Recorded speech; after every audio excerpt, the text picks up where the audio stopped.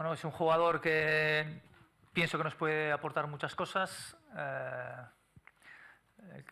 Primero que se relaciona bien con el gol, que hace goles, que da asistencias, sobre todo en el plano ofensivo. Es un jugador que, en cuanto a la construcción del juego, creo que nos puede ayudar mucho. Y bueno, puede jugar tanto interiormente como exteriormente, o sea, en el interior, en el exterior. En ese sentido, yo creo que tiene cierta versatilidad y nosotros lo podemos aprovechar.